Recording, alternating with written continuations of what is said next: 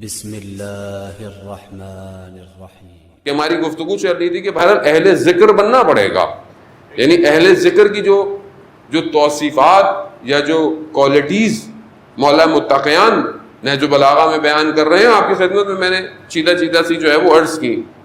امام کہہ رہے ہیں محاسبہ کرو. پہلی شرط یہ ہے کہ تم اپنے نفس کا محاسبہ کرو. کیوں؟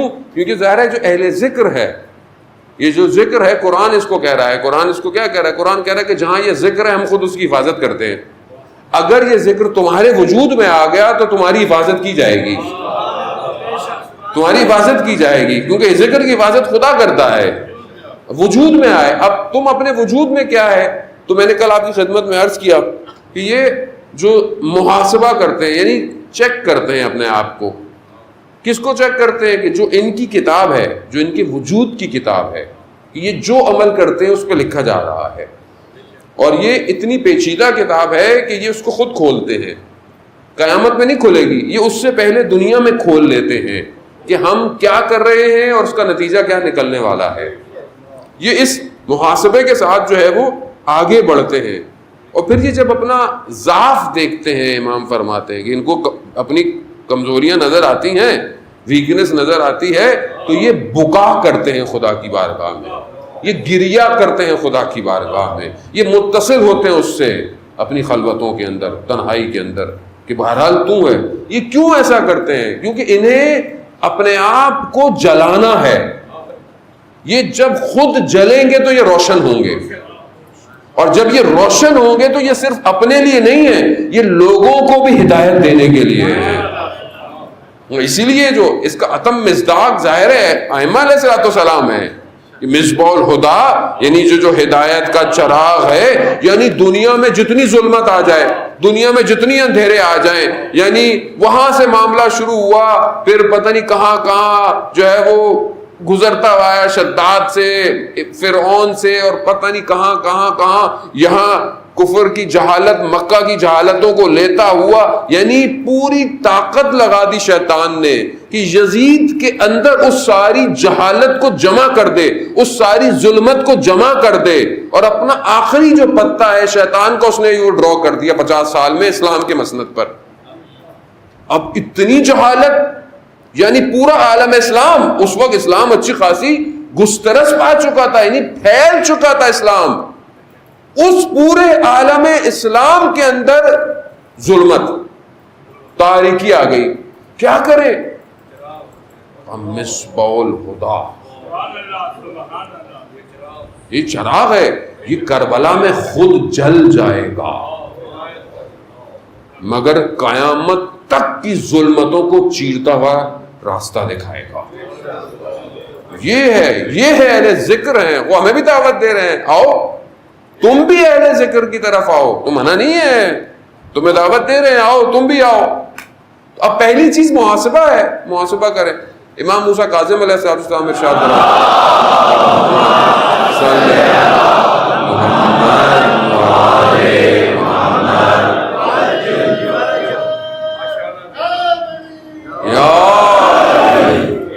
امام فرماتے ہیں کہ لیس منا، یعنی تم ہمارے میں سے ہو ہی نہیں. کیوں نہیں ہو؟ کیا نہیں کرنا؟ اگر تم اپنا محاسبہ نہیں کرتے نفس کا ہر روز، ہمارے میں سے نہیں ہو. کتنی ایسی اماموں ائمہ علیہ السلام کی حدیث ہے جس میں انہوں نے کہا لیس من شیعتنا، لیس من، یعنی یہ کیوں ہے کہ تم ہمارے میں سے نہیں ہو، ہمارے میں سے نہیں ہو، یہ نہیں کرتے، وہ نہیں کرتے، ہمارے میں سے نہیں ہو. اس میں ایک چیز یہ ہے، اگر تم اپنے نفس کا محاسبہ، یعنی اپنے نفس کو چیک اینڈ بیلنس نہیں کرتے، ہمارے میں سے نہیں ہو. یعنی غفلت میں اور سو جاتے ہو، روز سو جاتے ہو، سوچتے نہیں ہو پورا دن کیا تھا. ایک اور حدیث میں ہے کہ اگر تم دیکھو کہ دو ہی کام کر سکتے ہیں، یا اچھا کام کیا ہے یا خدا نخواستہ برا کام کیا ہے. امام فرماتے ہیں اگر تم نے کوئی خیر کی ہے، اچھا کیا ہے، خوش مت ہو کیونکہ خدا نے لطف کیا تمہارے اوپر، بلکہ اس کا شکر ادا کرو تاکہ یہ اس میں اضافہ ہو. قرآن بھی یہ کہہ رہا ہے شکر کرو میں تو نعمتوں میں اضافہ کروں گا. لیکن اگر تم سے کوئی غلطی ہوئی ہے، کوتاہی ہوئی ہے، تو پھر استغفار کرو. استغفار کرو. یہ ائمہ کی حدیثیں عزیزان محترم. یعنی ہمیں بہرحال ان چیپٹروں کو کھولنا پڑے. مجھے چیزیں بہت ضروری ہیں. یعنی جب انسان محاسبے کی طرف بڑھتا ہے 2 چیزیں. پہلی چیز کیا ہے کہ غیر خدا سے لا تعلق ہو جائے, یعنی صرف خدا کے علاوہ, یعنی کہ لوگوں کی طرف توجہ رکھے کہ یہ دے گا وہ دے گا, نہ, اصل تعلق اس کا صرف خدا کی طرف ہو. خدا وسیلہ بنائے کسی کو, وہ خدا کی مرضی ہے. پہلا آپ کا کنیکشن صرف خدا کے ساتھ ہو. دوسرا, آپ کو اگر کوئی دیکھے تو اس کو یہ لگے کہ ہاں یہ خدا ہی پہ امیدوار رہتا ہے. یعنی ایسا نہ ہو کہ آپ کو دیکھے تو بولا بھائی اس کی تو اپنی حالت ہے, تو ہمیں کہاں دین کی طرف لے کے جائے گا, یہ تو خود ہی صحیح نہیں چل رہا. جانے محترم, یعنی یہ اپنے وجود میں آپ ڈالیں گے تو معاملے آگے بڑھیں گے. تو محاسبہ نفس کا جو ہے وہ بہت ضروری ہے. آپ جب سونے لگے, جب آپ سونے وقت واٹس ایپ کے سارے میسج دیکھ کر سوتے ہیں کہ مس نہ ہو جائے کوئی, ٹھیک ہے, اور فجر میں اٹھنے سے پہلے بھی آنکھیں یوں کھل رہی ہوتی ہیں, پہلے واٹس ایپ دیکھتے ہیں پتہ نہیں کس کا میسج آیا ہے رات کو, ٹھیک ہے, تو اسی طرح تھوڑا سا واٹس ایپ اس کا دیکھ لیں جو اوپر والا ہے کہ بھائی میں نے سارا دن کیا بھیجا میسج, اس کی طرف سے کیا میسج آیا ہے. وہ کیا ہے کہ میں نے سارا دن کیا کیا. تھوڑی دیر لگتی ہے کہ میں نے کیا کیا, نماز پڑھی, ٹائم پہ پڑھی, صحیح ہے, کسی کو لفظ زبان سے کسی کا دل تو نہیں دکھایا, کوئی کسی کا پیسہ تو نہیں کھایا, ماں باپ کا احترام کیا, بیوی کے ساتھ اخلاق میرا ٹھیک رہا, بچوں کے ساتھ میرا رویہ ٹھیک رہا, آفس میں صحیح رہا, کالج میں ٹھیک رہا, یونیورسٹی میں ٹھیک رہا, نہ محرم سے چیٹ تو نہیں کی میں نے, کتنی تصویریں دیکھی. ہاں مطلب کون کرے گا, اب یہ دوسرا تھوڑی آگے کرے گا کوئی آپ کے لیے, خود کرے گا.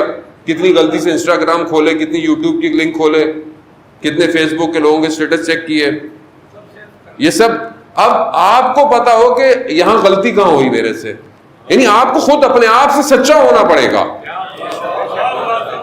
آپ کو اپنے آپ سے تو سچے ہو کم از کم, دوسروں سے نہ ہو کم از کم. یعنی اپنے آپ کو جھوٹ نہ بولے, ہاں غلطی ہو گئی, بھائی ہو گئی غلطی, کیا کرے, خوب استغفار کرو, توبہ کرو, استغفار کرو کہ پروردگار غلطی ہو گئی, تو جانتا ہے میری ذات میں کمزور ہوں اس معاملے میں, تو ہی لطف کر کے یہ چیزیں میرے سامنے نہ آیا کرے. وہ بات تو کرے خدا سے.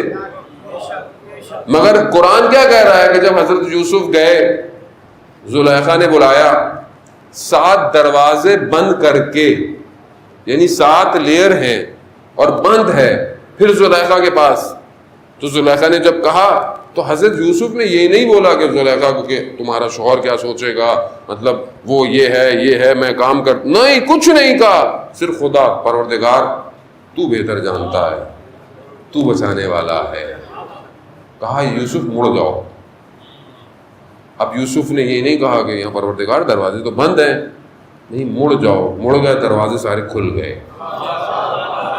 قرآن یہی تو کہہ رہا ہے کہ اپنی عفت اور اپنی پاک دامنی کو اگر مرد بچانا چاہتا ہے تو سورہ یوسف کی تلاوت کیا کرے, سورہ یوسف تلاوت کرے کہ آپ خدا کی بارگاہ میں جائیں, کہ یہ مشکلات آپ کی ہٹ جائیں, خدا سے بولیں, مشکلات آپ کی آسان کرے.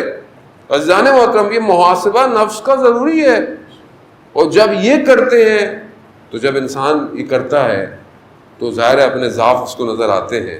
تو امام کیا فرماتے ہیں خطبے میں نہج البلاغہ میں, یہ لوگ پھر گریا اور بکا کرتے ہیں, گریا کرتے ہیں, کیا ہوا میرے ساتھ, میں نے کیا کیا, یعنی خدا مجھے دیکھ رہا ہے, خدا مجھے دیکھ رہا ہے, اور مجھ سے غلطی ہو گئی. یعنی انسان کانپنا شروع ہو جائے, یعنی ذرا سا بھی اسے اگر برزخ کھل جائے, ذرا سا برزخ کھل جائے.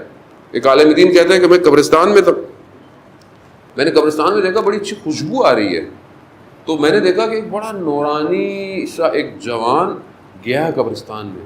تو میں نے دیکھا جا کر ایک قبر میں جا کے غائب ہو گیا. تو میں سمجھ گیا کہ یہ قبر کے اندر گیا ہے, خوشبو ہے. تھوڑی دیر میں بھی اس خوشبو کو محسوس کر رہا تھا, دیکھا ایک بہت ہی گندی تعفن کی بدبو آنے لگ گئی. کیا دیکھا کہ ایک کالے رنگ کا کتا آ رہا ہے, کتا آیا اور وہ بھی اسی قبر میں چلا گیا. تھوڑی دیر بعد میں نے دیکھا وہ جو خوبصورت سا نورانی جوان گیا تھا وہ بری حالت میں قبر سے باہر نکلا, باہر جا رہا تھا. تو میں نے جو ہے وہ پوچھا کہ ظاہر وہ عارف تھے, جیسے میں نے بولا کہ جب انسان اہل ذکر ہو جائے تو آنکھیں کچھ اور دیکھتی ہیں, یہ نہیں دیکھتی. تو تو میں نے اس سے پوچھا کہ کیا معاملہ ہے؟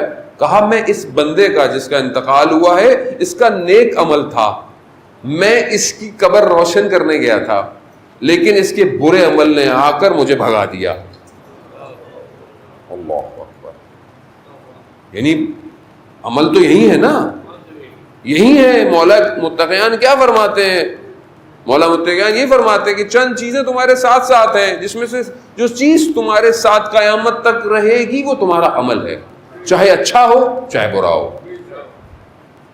اب یہ گریہ اور بقا ہوگا تو یہ ہٹے گا، جانے و تم ہٹنا کیوں ضروری ہے؟